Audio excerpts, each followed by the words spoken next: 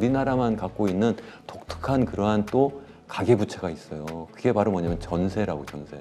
그게 무슨 말이냐면 잠재 성장력은 안 떨어져요. 우리나라 떨어지니까 이건 선진국이 당연히 나타나는 게 아니라 우리나라 정말 큰일이다.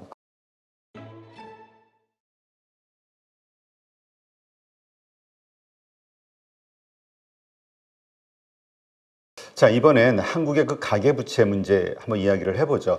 이거와 관련해서도 논란이 많아요. 지금 GDP가 커지면서 이거는 당연히 같이 커지는 건 당연한 거다, 이런 시각도 있고요. 한국 경제가 만약에 위기에 빠진다면 그 트리거는 여기서 나올 것이다, 이런 좀 시각도 있어요. 이 부분 어떻게 보십니까? 이제 뭐 지금 말씀하신 것처럼 별 얘기하는 분들 다 계세요. 뭐 있는데 저는 이제 제 얘기를 하는 거죠. 어느 말이 맞는지 한번 이제 시청자분들께서 이제 판단하시면 될 일인데, 맞습니다. 경제 규모가 커지면 당연히 가계부채도 커지죠. 어떤 분은 뭐 이런 얘기도 하더라고요. 제가 어디 뭐 그 세미나에서 발표를 했는데, KDI에서 세미나 발표했는데 한 분이 토론하시는 거예요. 이거 뭐 가계부채 많이 늘어나면 이건 우리나라의 금융 시스템이 발전해서 그렇다고 볼 수 있는 거 아니냐. 그래서 깜짝 놀랐어요. 정도의 문제죠, 정도. 네? 정도의 문제라는 건데, 무슨 말씀이냐면 정도를 어떻게 계산하냐면 전체 GDP 대비 가계부채가 얼마나 되느냐는 거예요. 그렇게 따지면 우리나라는요, 지금 이게 너무 빠르게 증가해가지고 100%가 넘어가지 한 105%까지 갔거든요. 105% 갔다가 이제 최근에 좀 약간 줄어들었다가 늘었다 다시 좀 줄어들어서 100%, 101% 정도 될 거예요. 그 사이 뭐 GDP도 좀 늘어나가지고요. 명목 GDP로 계산하는 거니까요. 근데 이게 보통 문제가 아니에요. 사실은 가계부채 보려면 세 가지를 봐야 돼요. 하나는 어느 정도 규모냐, GDP 대비.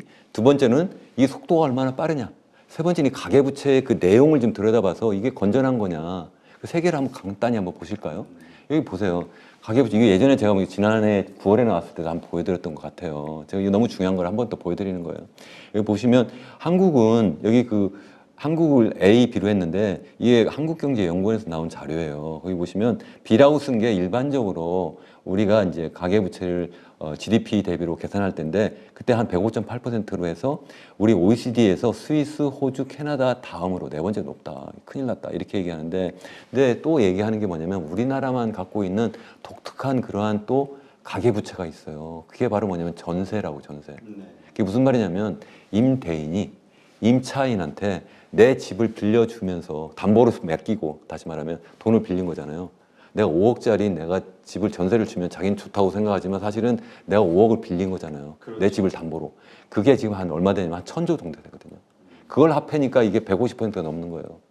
이건 우리나라밖에 없는 거예요. 어디 칠레인가 어디 있다 두고 하는데, 제가 볼 때는 우리나라 같은 단연코 그냥 우리밖에 없는 그런 제도인데, 그게 지금 지난번 역전세니 뭐 깡통전세 뭐 이렇게 되면서 문제가 되잖아요. 그렇죠. 어떻게 보면 일반적인 제1금융권, 제2금융권에서 빌린 그러한 가계부채보다 더 위험한 채무예요. 그래서 이걸 꼭 포함을 시켜야 된다. 이 큰일 났다 하는 얘기고, 그러다 아까 말한 것처럼 이게 좀 줄어들다가 이게 2020년, 21년 거의 매년 이게 100조씩 막 늘어났어요. 이게 늘어났다가 이게 22년 잠깐 집값이 떨어졌잖아요. 네. 그때 이게 한 10조 감소했거든요.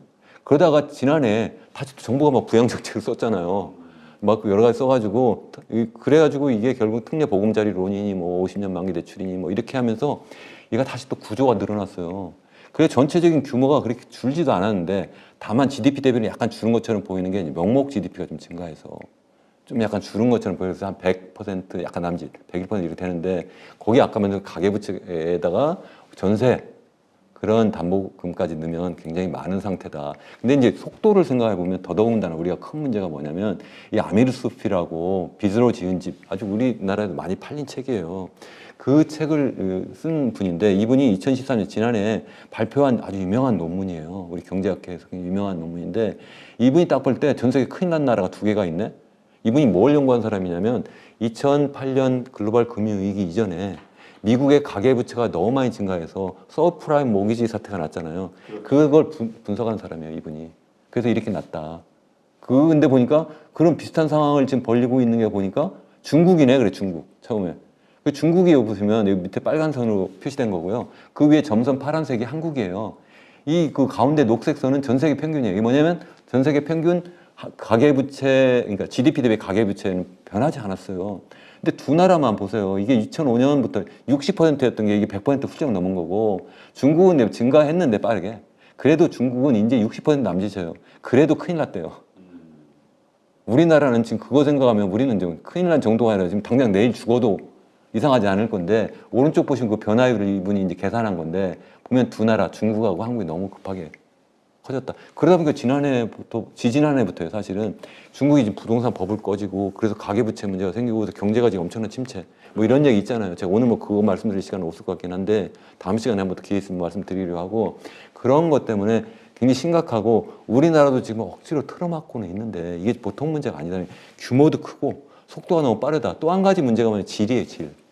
질을 생각해 보면요, 보세요. 우리나라의 그 가계부채가 보면, 이거 뭐 사실은 제1금융권, 일반적인 우리 은행이라고 하는데, 그러한 뭐 시중은행이 아니라, 이게 보면 비은행권 가계대출 비중도 굉장히 많아요. 여기는 문제가 뭐냐면, 그 은행 자체가 뭐냐면 가계부채가 터지면 그게 무너지는 것도 쉬울 뿐만 아니라 금리도 굉장히 높고요. 또 변동금리예요. 그러니까 어때요? 이게 금리가 계속 높게 유지하면 결국은 이분들이 다시 또 갈아타기 하고 이럴 때 견디기가 굉장히 힘들다는 거예요. 그러다 보면 터질 수가 있다. 더군다나 부동산 담보대출이 굉장히 높은데, 부동산 가격은 저는 이제 앞으로 떨어질 수밖에 없다라고 보는 사람인데, 그래 되면 이게 어떻게 과연 부동산 담보대출을 한 가게가 견딜 거냐. 그게 터지면 그러면 이제 건설 관련한 여러 가지 그러한 기업들도 굉장히 힘든 상태가 될 거고, 또 거기는 또 거기대로 또 돈을 빌렸는데, 그러면 제2금융권에 대부분 다 빌렸는데, 그러니까 그거 무너져도 뭐 상관없다. 상관없는 게 아니죠. 그게 우르르 막 무너지면 이게 당연히 이제 큰 충격이 있을 거다. 더군다나 또 하나 가계부채 문제가 뭐냐면, 이게 그동안 계속 지난번 정부부터, 이건 어떤 정부 제가 비난하려는 게 아니에요. 양쪽 다 그래요. 지난 정부도 이번 정부도 그렇고 자꾸 젊은이들한테 빚내서 집 사라는 정책을 계속 썼잖아요.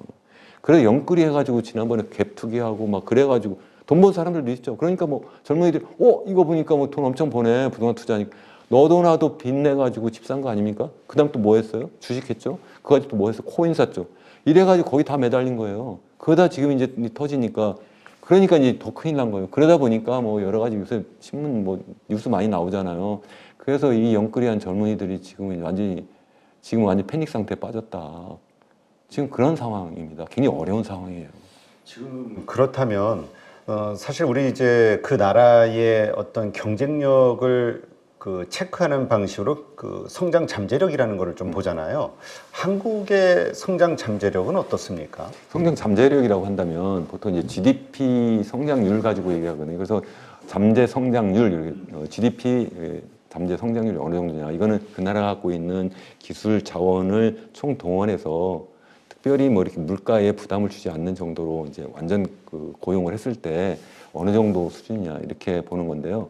그거는 뭐 정확하게 계산하기는 어려워요. 근데 이제 우리 쉽게 볼 수 있는 게 뭐냐면 장기적인 추세를 보면 되거든요. 이 차트를 한번 보실래요? 이 차트를 보시면 75년부터 가장 최근까지의 우리나라의 파란색으로 되어 있는 것이, 파란색이 우리나라의 실질 GDP 성장률이에요. 근데 제 가운데 선을 제가 그린 거예요. 빨간 선으로. 보시면 이게 바로 뭐냐면 그냥 쉽게 생각해서 잠재 성장률이에요. 잠재 성장률이 어때요? 계속 하락했어요. 예전에는 두 자릿수였어요. 70년대 두 자리. 80년대는 한 자릿수 후반. 90년대도 거의 5% 이상. 그러다가 이제 2000년대 들어오면서 이게 5% 밑으로 떨어지다가 지난해 1.4% 했다고 그러잖아요. 그 전에는 했어요. 그 전에도 보세요. 여기 2000년대 후반 들어가지고 계속 미끄러지고 있는데, 이게 일본은 올해는 뭐 그래도 뭐 한국은행이나 KDI나 정부에서 생각할 때는 뭐 2.2%, 2.3% 이렇게 하는데, 그래서 뭐 상저하고다 이런 얘기 하는데 저는 그렇게 되지 않을 거라고 생각해요. 지난해도 상저하고 했다가 지금 뭐 1.4% 왔는데 여러 가지 내부적인 요인이 많아요. 사실은 그거는 이제 단기 경기 문제인데, 장기적으로는 어쨌든 다른 문제인데, 아까 말한 것처럼 중요한 이유가 뭐냐면 그 나라가 갖고 있는 자원이 현재 어떤 상태냐, 기술 수준이 어떠냐. 근데 이게 지금 다 안 좋아요. 왜 그러냐면 우리나라 아까 앞서 한번 말씀드렸잖아요. 우리나라 인구 고령화가 너무 빨리 진행된다. 그러니까 우리 굉장히 중요한 생산 자원인 이 노동력이 줄어들고 늙어요. 근데 내가 어떻게 생산성이 높아지겠어요? 안 높아진다는 거예요. 그게 제일 큰 문제예요. 거기다가 제가 건설 잠깐 가계부채 말씀드렸는데, 우리나라가 너무 건설 그리고 부동산에 몰빵을 하면서 우리나라 GDP 대비 보통 투자 비중이 가장 최근 데이터가 30% 남짓이거든요. 31%, 2% 되는데, 그러면 투자 많이 하네 이래요. 그중에 절반이 뭐냐면 건설 투자예요. 건설 투자. 이거는 중국하고 우리나라 정도가 그래요.